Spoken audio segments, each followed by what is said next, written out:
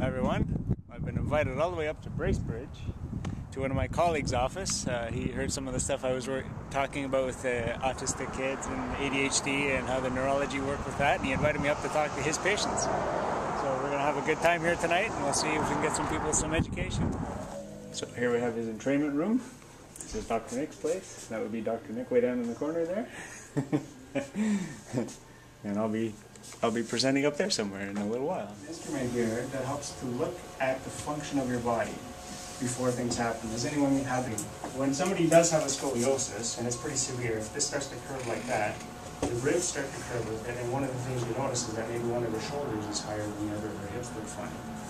So this is nervous system. 3 simple words: modern, lifestyle, stresses. So if you know anybody who has no stress in their lives, raise hands. Okay. So there's actually 3 types of stresses that affect their body. We say there's physical stresses, chemical stresses, and emotional stress. What does Nicole have to do to survive? Kill the tiger or get away from it. Run. Okay, so she needs to do one of 2 things: beat it up or run from it, right? So let's say she's going to run from it. What's going to happen to her heart rate? It's going to go up. She's going to have higher heart rate. What's going to happen to her blood pressure? She's going to have higher blood pressure.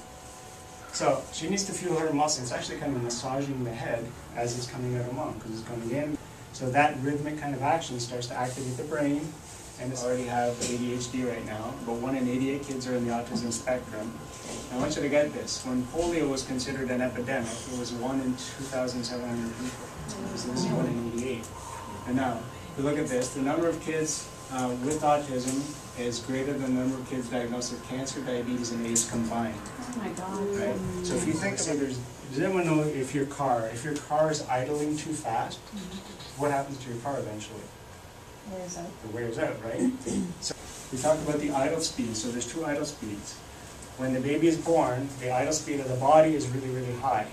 As the ability for the brain to process information gets quicker and quicker, so it goes from like an old Commodore 64 to a Pentium 1, 2, 3, 4. The healthier and the faster the brain gets, the more the idle speed of the body slows down. So the faster